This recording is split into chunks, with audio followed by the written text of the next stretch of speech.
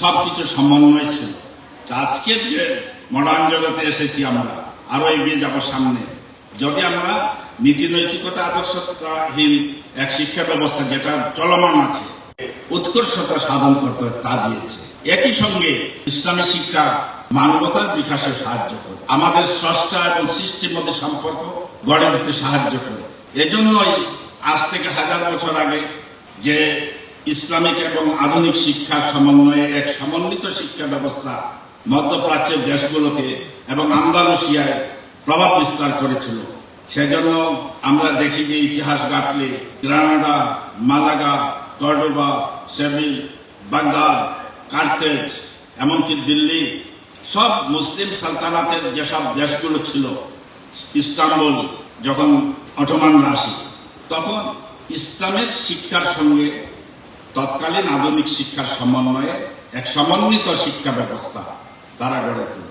ফলশ্রুতিতে ওই সময় জ্ঞান বিজ্ঞানের গবেষণা, ওই সময়ের সায়েন্স টেকনোলজির সফলতার অত্যুচ্চ শীর্ষে উপনীত হয়েছিল এবং মুসলিম বিশ্বের ওই সময়ের শিক্ষা প্রতিষ্ঠানগুলোতে, ইউনিভার্সিটিগুলোতে এবং যেসব সায়েন্টিফিক অবজারভেটরি, ল্যাবরেটরি ছিল, লাইব্রেরি ছিল, সেগুলোতে জ্ঞান আহরণের জন্য শুধু মুসলিম বিশ্বের পণ্ডিতরা যে ভিড় জমাতেন তা নয়, ইউরোপ থেকে, চায়না থেকে, ভারতবর্ষ থেকে, বিশ্বের বিভিন্ন জায়গা থেকে মানুষ জ্ঞানের অন্বেষণে সেখানে পাড়ি জমাত। আর আমরা সেই শিক্ষা ব্যবস্থা ছিল সমন্বিত শিক্ষা ব্যবস্থা। সেখানে আদর্শিক নৈতিক শিক্ষার সাথে science technology, modern philosophy, history, ওই তৎকালীন মডার্ন সবকিছু সমন্বয় ছিল। আজকের যে মডার্ন জগতে এসেছি আমরা আরো এগিয়ে যাব সামনে, যদি আমরা নীতি নৈতিকতা আদর্শহীন এক শিক্ষা ব্যবস্থা যেটা চলমান আছে, যেখানে আমাদের দিনকে বাংলাদেশের প্রেক্ষিতে যদি বলি 90% মুসলমানের দেশ বাংলাদেশ, স্বাভাবিকভাবে আমাদের সংস্কৃতিতে, আমাদের কৃষ্টিতে, আমাদের পঠন পাঠনে মানে ডেমোক্রেসির এইটা ডিমান্ড শিক্ষা, যে বৃহত্তর জনগোষ্ঠীর আশা আকাঙ্ক্ষার প্রতিফলন ঘটবে। কারণ ওই নীতি নৈতিকতা সমৃদ্ধ ইসলামী শিক্ষা অন্যান্য ধর্মাবলম্বীদের, হিন্দু, বৌদ্ধ, খ্রিস্টান, তাদের অধিকারও সেখানে প্রতিষ্ঠিত করে। তাদের নীতি নৈতিকতা, সবার যে স্বার্থ, সেগুলো নিহিত রয়েছে। সুতরাং আমরা আজকের এই শিক্ষক সম্মেলন থেকে দাবি জানাবো রাষ্ট্রের কাছে, নতুন বিপ্লবী সরকারের কাছে, যে এক বৃহত্তর জনগোষ্ঠীর আশা আকাঙ্ক্ষার প্রতিফলন যেন আমাদের শিক্ষা ব্যবস্থা, শিক্ষানীতিতে প্রতিফলিত হয়। আমাদের এখানে মাদ্রাসা শিক্ষা, আধুনিক শিক্ষা ব্যবস্থা করতে হবে এবং সুযোগ সুবিধা আরো বাড়াতে হবে। এখানে বৈমাত্রীয় আচরণ এবং খুব সূক্ষ্ম বুদ্ধিতে যারা ইসলামকে ভালোবাসে না, আগ্রাসনে যারা পৃষ্ঠপোষকতা করে, যারা বিদেশের তাবেদার, তারা এখানকার বৃহত্তর জনগোষ্ঠীর সংস্কৃতিকে, শিক্ষাকে ধ্বংসের মাধ্যমে একটা মেরুদণ্ডহীন শিক্ষা ব্যবস্থা তৈরি করতে কাজ করছে। সুতরাং এই বিপ্লবী সরকার, যারা বিপ্লবের মাধ্যমে এসেছে এবং যে সরকার আসার জন্য, যে পরিবর্তনের জন্য হাজার ছাত্ররা ওই শিক্ষার একটা কম্পোনেন্ট, স্টুডেন্টসরা জীবন দিয়েছে, শহীদ হয়েছে, তাদের আশা আকাঙ্ক্ষা, তাদের যে ইচ্ছার প্রতিফলন ঘটিয়ে আমাদের দেশের শিক্ষা ব্যবস্থাকে বৈজ্ঞানিক একটা শিক্ষা ব্যবস্থা রূপান্তরিত করতে হবে, যেখানে থাকবে আদর্শিক নৈতিক শিক্ষার ব্যবস্থা এবং এখানকার মাদ্রাসা শিক্ষা, মানে স্কুল, আধুনিক যেসব শিক্ষা, ইউনিভার্সিটি, কলেজ, সবখানে নীতি নৈতিকতা এবং ইসলামের যে মহান আদর্শ, মানবিকতার ভাষ্যর যে নীতি নৈতিকতা, সেগুলো সন্নিবেশ ঘটাতে হবে। যদি তাই হয় তবে আমরা আদর্শ মানুষ হতে পারি। আমরা পাশ্চাত্যের দিকে তাকালে দেখি সেখানে সুইসাইড টেন্ডেন্সি, হতাশা, ড্রাগ এডিকশন, তারপর হোমোসেক্সুয়ালিটি, এভাবে জান্তব পাশব তৎপরতা সামাজিকভাবে স্বীকৃত। ছোটরা বড়দের সম্মান করে না, হাজব্যান্ড ওয়াইফ ডিভোর্স সেখানে খুবই প্রিভিলেন্ট এবং ছোটরা গুরুজনদেরকে সম্মান করে না, বড়রা ছোটদের ভালোবাসে না, এই যে একটা হীন অবস্থা আমরা দেখতে পাচ্ছি, সেগুলো কারণ সেখানে নীতি নৈতিকতাহীন জাগতিক ইহজাগতিক শিক্ষা ব্যবস্থা। জ্ঞান বিজ্ঞানে তারা এগিয়ে যাচ্ছে, কিন্তু তারা আদর্শিক দেউলিয়াত্বের চূড়ান্ত গভীর খাদে নিপতিত। সুতরাং আজকের এই সমাবেশ থেকে আমরা জাতিকে আহ্বান জানাবো, রাষ্ট্রকে আহ্বান জানাবো, সরকারকে আহ্বান জানাবো যে জাতির আশা আকাঙ্ক্ষার প্রতিফলন ঘটিয়ে নীতি নৈতিকতা সমৃদ্ধ একটা সমন্বিত ইসলামিক শিক্ষা ব্যবস্থা যেন উপহার দেয়, জাতি তাদেরকে শ্রদ্ধার সাথে স্মরণ করবে। আমার বক্তব্যের শেষে এই পরিবর্তনের শেষে মুক্ত পরিবেশে যে বক্তব্য রাখছি, যারা এর জন্য প্রাণ দিয়েছে তাদের প্রতি শ্রদ্ধা নিবেদন করছি এবং তাদের বিদেহী আত্মার মাগফিরাত কামনা করছি। আল্লাহ যেন তাদেরকে জান্নাতুল ফিরদৌস আলা ইনায়েত ফরমা। এই বক্তব্য রেখে আমি আমার বক্তব্য শেষ করছি। আল্লাহ হাফিজ। বাংলাদেশ জিন্দাবাদ। এ পর্যায়ে বক্তব্য রাখবেন বাংলাদেশ ইসলামী বিশ্ববিদ্যালয়ের সহকারী অধ্যাপক, বাংলাদেশ জামাত ইসলামী ঢাকা মহানগরীর সম্মানিত সহকারী সেক্রেটারি, কেন্দ্রীয় মজলিস উশরার সদস্য ডক্টর আব্দুল মান্নান। আসসালামু আলাইকুম ওয়া রাহমাতুল্লাহি তাআলা ওয়া বারাকাতুহু। আমরা আজকে আমাদের যারা স্কলাররা এসেছেন, মূলত বক্তব্য ওনাদের কাছ থেকেই শুনব। আমরা সবসময় বক্তব্য দিতে চাই না। আমি দু একটি কথা বলতে চাই। আমরা কেমন শিক্ষা ব্যবস্থা চাই, যেই শিক্ষা ব্যবস্থার মাধ্যমে একটা নৈতিকতা সম্পন্ন জাতি গঠিত হবে, আমরা সেরকম একটা শিক্ষা ব্যবস্থা চাই।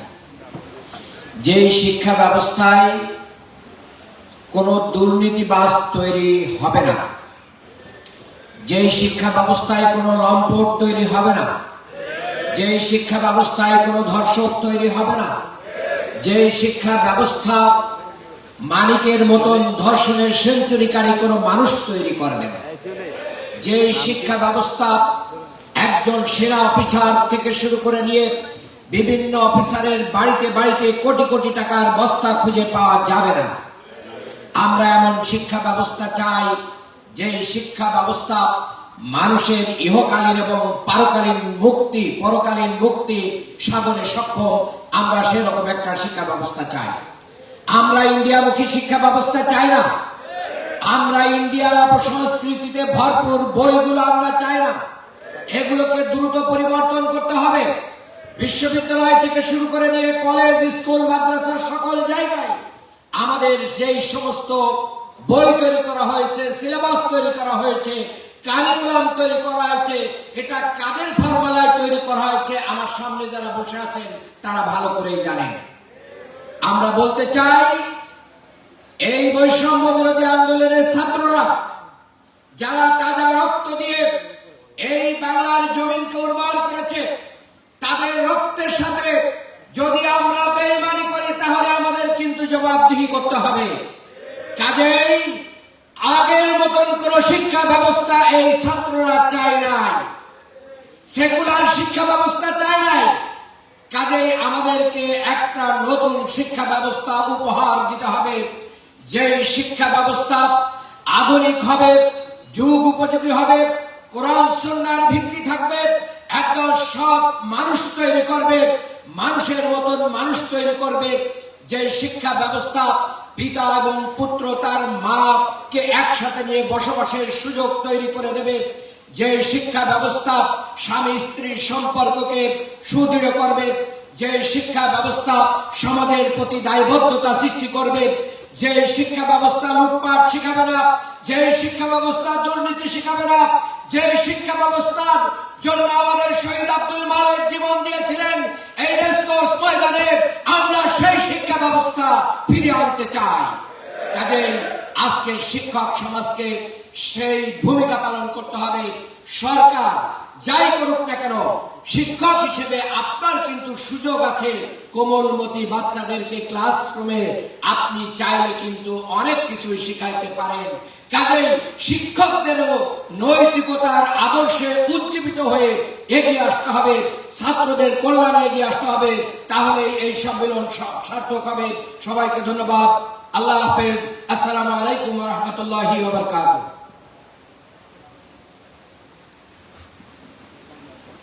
সম্মানিত উপস্থিতি, এ পর্যায়ে বক্তব্য রাখবেন professor Syed Abdul Aziz, director, university of management science.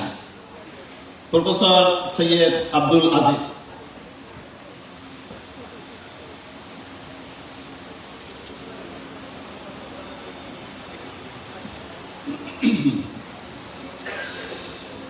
আসসালামু আলাইকুম ওয়া রাহমাতুল্লাহি ওয়া বারাকাতুহু। আলহামদুলিল্লাহ, আমি আল্লাহ রাব্বুল আলামিনের দরবারে শুকরিয়া আদায় করছি যে একটি সুন্দর একটি উদ্যোগ গ্রহণ করা হয়েছে। সেটি হচ্ছে দেশের শিক্ষা সংস্কারের উপরে। শিক্ষানীতি যদিও শিরোনাম হচ্ছে কাঙ্ক্ষিত শিক্ষানীতি আমাদের করণীয়। মূলত শিক্ষার সংস্কার যখন আমরা বলি, তখন একটি রাষ্ট্রের সংস্কারেরই একটি ভিত্তি হিসাবে গণ্য করা উচিত। কারণ শিক্ষাটাই হচ্ছে একটা জাতির মেরুদণ্ড বা ভিত্তি। সকল সংস্কারের মূল ভিত্তিটা কিন্তু শিক্ষার মাধ্যমে হবে। আমি শিক্ষা নিয়ে আমরা বিভিন্ন আলোচনা করেছি এবং বিভিন্ন অনুষ্ঠানে আমরা বক্তব্য দিয়েছি। তবে এটি একটি অনেক বড় বিষয়। আজকে যেহেতু অনেক বক্তব্য এবং আমাকে যে সময়ের কথা বলা হয়েছে, আসলে বক্তব্য দেওয়ার কোনো সুযোগ নেই। আমি শুধু কয়েকটি ইস্যু এখানে তুলে ধরতে চাই, আমাদের নীতি নির্ধারক যারা আছেন তাদের দৃষ্টি আকর্ষণ করতে, যেন আমরা যখন কোনো একটি সংস্কার প্রস্তাব তুলব, আমাদের এই চ্যালেঞ্জটা নিতে হবে, এটা যেন বিচ্ছিন্ন না হয়, এটা যেন খণ্ডিত না হয়। এটিকে জাতির মুক্তির সংস্কারের একটা রূপরেখা এটার মাধ্যমে তুলে ধরতে হবে। সেক্ষেত্রে আমার কয়েকটি ইস্যু, আমি বিভিন্ন গবেষণার মাধ্যমে আমি একটি পূর্ণাঙ্গ শিক্ষা সংস্কারের রূপরেখা আমি যথাযথ জায়গায় আমি ইতিমধ্যে দৃষ্টি আকর্ষণ করেছি এবং আমি এটা লিখিত এটা দাখিল করব। প্রথমত আমাদের জেনে নিতে হবে যে শিরোনামের ব্যাপারে আমি একটু দৃষ্টি আকর্ষণ করছি। শিক্ষা কাঙ্ক্ষিত শিক্ষানীতি, শিক্ষানীতি যদি বলি তাহলে কিন্তু পুরো শিক্ষাটা আসে না। মানে একবিংশ শতকের শিক্ষা ব্যবস্থাটাকে, যেটাকে ডাইনামিক এডুকেশন সিস্টেম বলা হয়, এটাকে তিনটা টায়ারে এটাকে বুঝতে হবে। একটি হচ্ছে শিক্ষা আইন এবং নীতি সমূহ, আইন, নীতি, বিধিবিধান সমূহ। দ্বিতীয় স্তরটা হচ্ছে প্রাতিষ্ঠানিক কাঠামো সমূহ। তৃতীয় হচ্ছে শিক্ষা কর্মসূচি সমূহ। এই তিনটাকে বলা হয় মানে গভর্নেন্স বা structure of the dynamic education system. তাহলে সংস্কার করতে হলে নীতিটা হচ্ছে একটি বড় একটা পরিকাঠামো, যেটার দ্বারা সমস্ত কিছু নিয়ন্ত্রণ করা হয়। কিন্তু শুধু নীতি হলে হবে না, এটার সাথে লাগবে প্রাতিষ্ঠানিক সংস্কার এবং কর্মসূচির সংস্কার। আমাদের বাংলাদেশে যে বক্তব্যগুলো ইতিমধ্যে আসছে, প্রথমত আমি যদি শিক্ষার ধারার কথা বলি, তাহলে প্রধানত দুটি মেজর ধারায় বিভক্ত, একটি সামাজিক ধারা আর একটি রাষ্ট্রীয় ধারা। রাষ্ট্র কিন্তু সকল শিক্ষার সকল ধারাকে দায় দায়িত্ব বহন করছে না, কিন্তু আন্তর্জাতিক নিয়ম হচ্ছে দেশের প্রতিটি শিশু, প্রতিটি নাগরিকের অবৈতনিক, সার্বজনীন এবং বাধ্যতামূলক শিক্ষা নিশ্চিত করাটাই হচ্ছে রাষ্ট্রের দায়িত্ব। বাংলাদেশ সরকার স্বাধীনতার পর থেকে এ পর্যন্ত রাষ্ট্র এই দায়িত্ব পালন করছে না। এমনকি আমাদের সংবিধানের 17 অনুচ্ছেদের পরিপূর্ণ লঙ্ঘন করে এই 53 বছর বাংলাদেশ অতিক্রম করেছে।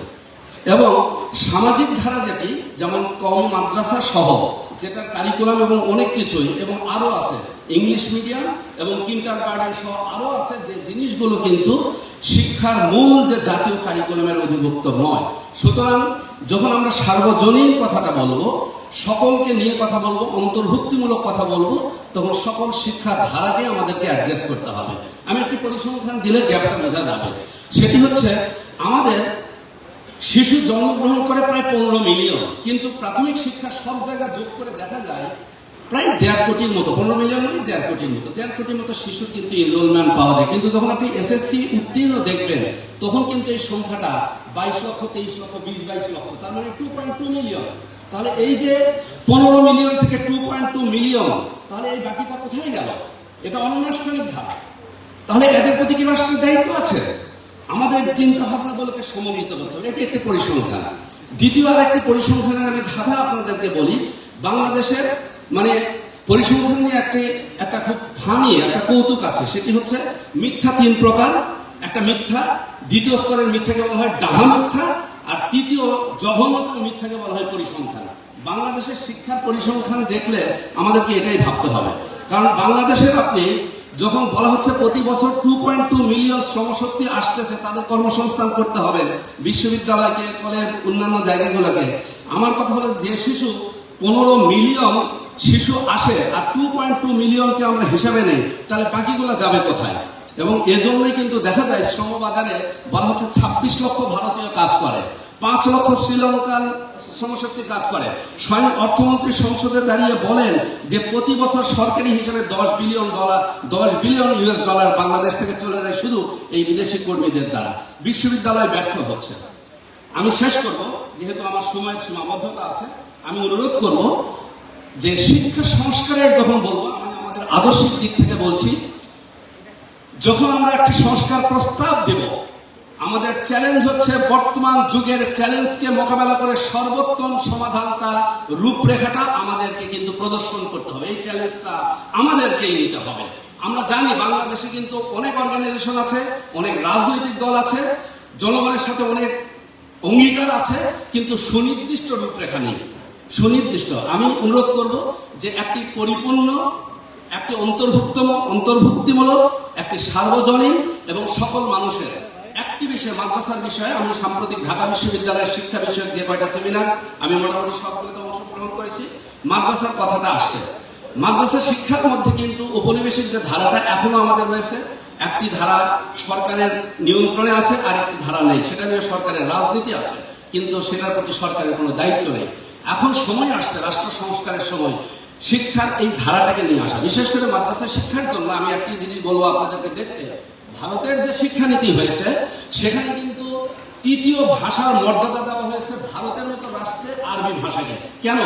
কারণ হচ্ছে মধ্যপ্রাচ্যের যে বিরাট জায়গা আছে কর্মসংস্থানের, এই জায়গাটা কিন্তু ভারতীয়রা মধ্যম স্তর থেকে উপরের স্তরগুলো দখল করছে, আর আমাদের লোকদের জন্য রেখেছে হলো রাস্তার ধারুদারের জন্য। আমাদের মাদ্রাসার একটা বিরাট শক্তি আছে, সেটা হচ্ছে আমরা যদি কমিউনিকেশন স্কিল, আরবি কমিউনিকেশন স্কিল তৈরি করতে পারি, তাহলে মধ্যপ্রাচ্যের বিরাট সংস্থান হয়। আমরা যদি জাকাত ভিত্তিক অর্থনীতির মাধ্যমে দারিদ্র্য বিমোচন করতে চাই, তাহলে মসজিদগুলোকে সোশ্যাল ইনস্টিটিউশন করা, জাকাত কালেক্টরের অর্থাৎ একজন ট্যাক্স কালেক্টর ক্লাস 1 গেজেটেড অফিসারের প্রত্যেকটি মসজিদকে সরকারের একটা এন্টিটি হিসাবে নিয়ে এসে এই পদ সৃষ্টি করে জাকাত কালেক্টর হিসেবে, ঠিক ট্যাক্স কালেক্টরের মতো তাদেরকে সরকারি মনে, তারা কিন্তু মানুষের দান খয়রাতের টাকা দ্বারা আলেমরা যখন নিজেদের জীবন চালান, একটা সমাজে এর চেয়ে বড় গ্লানি আছে বলে আমি একজন শিক্ষার কর্মী হিসেবে মনে করতে পারি না। কোনো আলেম কোনো মানুষের দাসত্ব করতে পারে না, কিন্তু আমাদের এই সমাজ ব্যবস্থা আমাদের আলেমদেরকে আজকে মানুষের দাসে পরিণত করেছে। এই অবস্থার একটি মুক্তি চাই এবং কর্মসংস্থান। সংবিধানের 17 অনুচ্ছেদে বলা হয়েছে সমাজ ও রাষ্ট্রের প্রয়োজনীয় শিক্ষা আইনের দ্বারা নিশ্চিত করবে হলো রাষ্ট্র। এটা 17 অনুচ্ছেদের কথা। সুতরাং আমাদের মাদ্রাসা শিক্ষা, প্রাথমিক শিক্ষা, কারিগরি বৃত্তিমূলক শিক্ষা এবং উচ্চ শিক্ষা, শিক্ষার সকল ধারা, সকল স্তরকে একটি পরিকাঠামো এনে তার আইনগত সংস্কার, প্রাতিষ্ঠানিক সংস্কার এবং কর্মসূচির সংস্কার নিশ্চিত করলে তখন এটি হবে শিক্ষার একটা পরিপূর্ণ সংস্কারের রূপরেখা। আমি উদ্যোক্তাদেরকে সেই দৃষ্টি আকর্ষণ করে আমার বক্তব্য শেষ করছি। আসসালামু আলাইকুম ওয়া রাহমাতুল্লাহি ওয়া বারাকাতুহু।